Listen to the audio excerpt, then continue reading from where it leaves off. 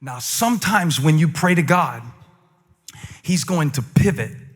And you're going to be like, I need the plan.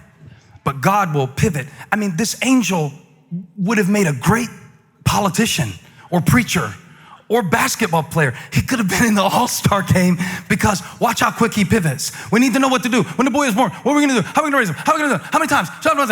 You know, Manoah's full of questions, right? Of course he is. Do we need to put him in a special school? Do we need to get him a tutor? Do we need to teach him karate? Do we need to teach him jiu-jitsu? You know, should we be strict? Should we do? What are we doing? What are we doing? And the angel said, just tell your wife right now, don't drink anything or eat anything unclean. That's all you need to know right now. The pivot. From what you think you need to know to what you really need to know. And God just, watch his footwork. See, we always want to see God's hand, but sometimes you got to watch his feet because sometimes he wants to set a different direction to say, you're not even looking at the right side of this. Watch the pivot. And when he pivots, you got to be quick to go with him and say, God, I don't want your hand. I want your face. I want to know you. I want to seek you. I want to see you. I want to feel you. I want to know you. I want to have you. I want to understand what you know I need to understand. And I wonder, is God trying to pivot your prayer life? Is God trying to pivot your strategizing? Is God trying to pivot because you're always trying to look for him in logic? You're always trying to look for him in analysis and in calculation. But God is spirit, and you can't get to spirit through strategy. You've got to come to God like this. You've got to come to God with open arms, open hands, and an open heart.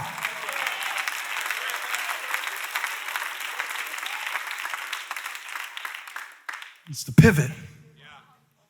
It's a funny thing about a pivot, though. It's a small move, but it sets a completely different direction. Manoah, you can't handle the plan right now. You can't. My word is a lamp unto your feet, a light unto your path. Funny thing about pivot, I've been doing this all week, just studying this sermon. Trying to get God to show me different ways to see situations and to see his will and what I think is his will and what I thought was his will. And I thought he was always doing this, but sometimes he's doing that. And they get this promise, this is from the Lord, you know. He didn't realize that at first, but he starts to sense. He starts to sense that this may be God. This may be God. Because it's too big to be anything I could do.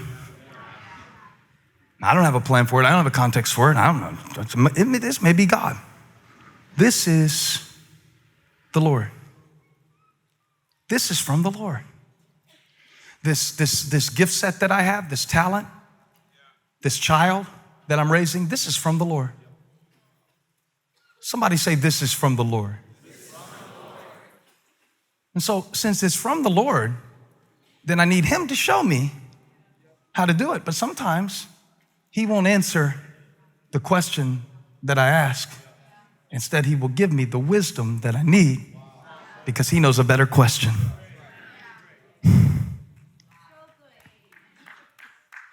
My faith is not a formula. And I'm not good at pivoting with my feet. I don't do it a lot. That's why I had to practice it. And I'm still not very good at it. But I want to get good at it with my faith. I want to learn to pivot. And this is where it happens for Manoah and his wife. And you're going to see it in the text. It's just going to blow up when you see it. It's going to help you understand why you've been trying to classify everything in your life. You know, this is good and this is bad and this is God and this is the devil and this is it and this is that. And you keep trying to do that, but it doesn't work. And here's why. He said, Manoah said to the angel, we would like you to stay until we prepare a young goat for you. We want to cook you a goat. I make a delicious goat kebab, and I would like you to stay and eat it because it's hospitality, it's appropriate, and we appreciate you coming by to encourage us, so stay. We're going to do it and appreciate the worst. And the angel of the Lord replied, even though you detain me, I will not eat any of your food. I'm not going to do it your way. You're dealing with God now.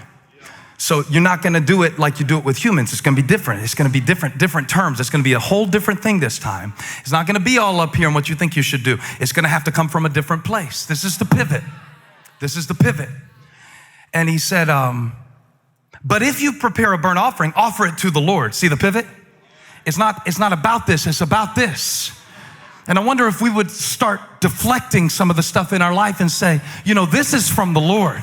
This is not from me, so I need God to do it through me. I cannot do it by myself. This is from the Lord. Somebody shout, this is from the Lord. This is from the Lord. But if you prepare a burnt offering, offer it to the Lord. I love this in parentheses. Manoah did not realize it was the angel of the Lord. Maybe. Maybe. And then Manoah inquired of the angel of the Lord, what's your name? So we may honor you and your word comes true. And he replied, this is the most anointed verse I've read in the last 5 years. Why do you ask my name? It is beyond understanding. That's the pivot.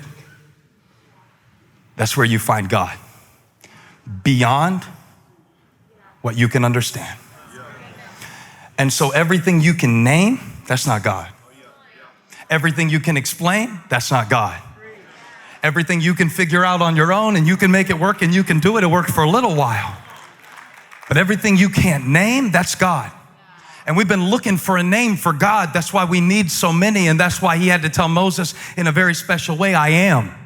Because I need to leave room for you to know that when you get past the point of your ability to reconcile your situation, when you get beyond your ability to work it out, that's where I am. That's where I live. That's where I dwell, in the mystery, in the uncertainty, in the tension, beyond your understanding. And we keep trying to find God in our logic, but he is not found with logic. He is beyond your logic. Then Manoah took a young goat and together with the grain offering and sacrificed it on a rock to the Lord. And since the word came from the Lord, I'm going to make the offering to the Lord. And since my breath came from the Lord, I'm going to offer it back to the Lord. And since this situation came from the Lord, I'm going to need the Lord to deal with it. I can't do it on my own. And the Lord did something amazing while Manoah and his wife watched.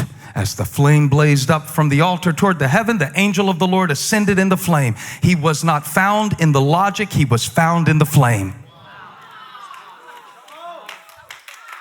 Not in figuring it out, but in the fire of sacrifice and needing God. That's where you're going to find him. That's where you're going to get it. That's where you're going to unlock it. That's where it'll be unleashed. I wish I could preach about Jesus for 30 seconds right now. Because see, all my hope is in his blood. All my faith is in his cross. All my righteousness is in his sacrifice. And when the flames went up,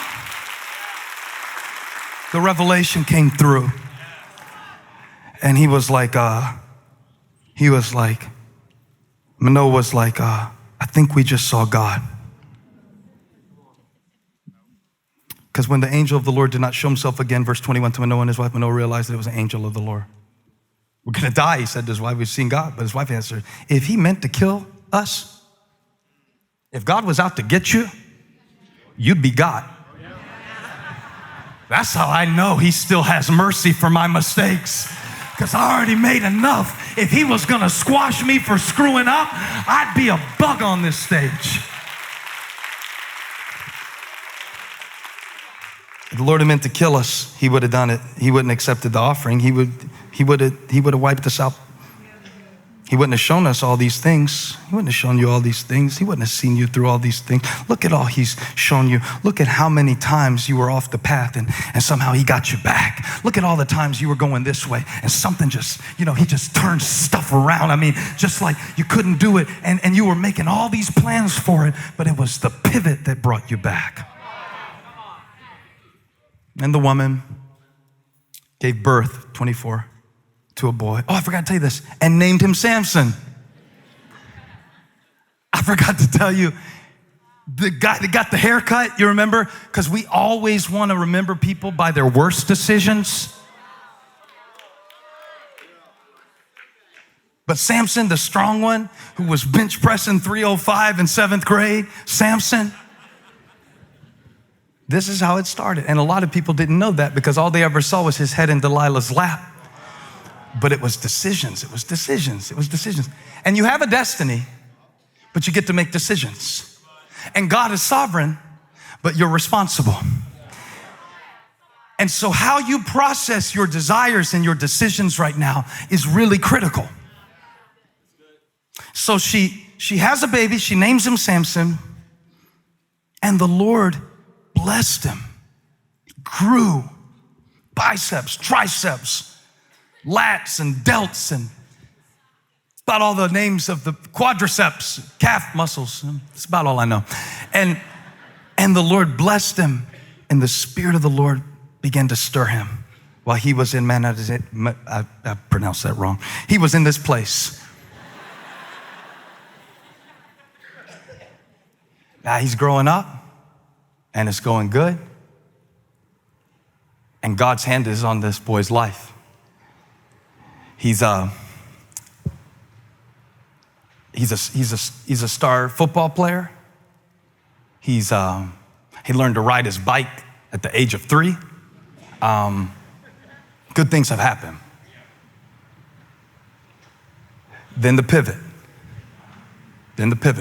Now, if you just watch my feet and don't think about it, you go like, well, what's the big deal about the pivot? Well, see, you don't really know how big the move is until you walk it out. Because if I walk this way, and if I kept walking that way, it would be completely, if I walk this way, and all I did was this. It's a small move, but it sets the direction. And that's what's happening in your life when you decide like how to speak to people, when you decide like whether or not you're gonna come back next weekend to church. It's a small decision, but it sets the direction. When you decide, am I gonna tithe and put God first? Oh yeah, I'm gonna put tithing in the sermon series. I'm gonna put it in because it's a decision. It is the will of God for you to put him first. And when you decide like, I'm gonna do that, it sets a direction to seek God first. When you decide like, you know what, I'm gonna text my wife, I'm gonna text her and tell her I'm gonna be home at a certain time, and I'm actually gonna be home at that time. It's a little decision, but it sets a direction. Because when you set a direction, you know, I can count on you and you're gonna do it. When you show up and eat with your family, that's not a big decision. We want big decisions, big things from God. No, it's the pivotal decisions. It's the little things that you do that set the direction for your day and for your decade, and even for generations to come. Hey, thank you for watching. Make sure you subscribe to this channel so you don't miss a single video or live stream, and share this video with a friend. And don't forget, you can join me live every Sunday. Thanks again for watching.